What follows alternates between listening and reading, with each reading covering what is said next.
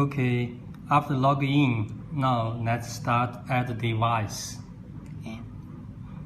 Add manually. Okay, here is the device connection guide.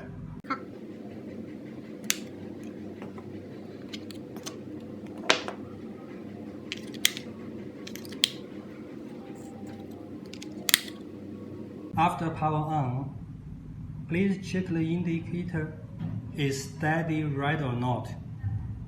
If it's not, please press the back reset button for 5 seconds until appearing steady red light.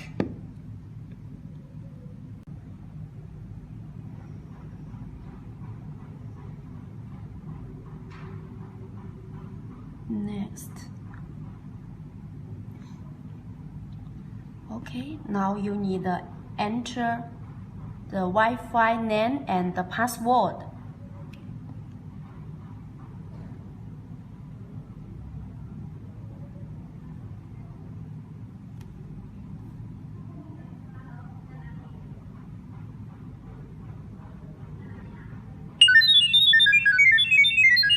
And now it's in the matching state using the sound wave.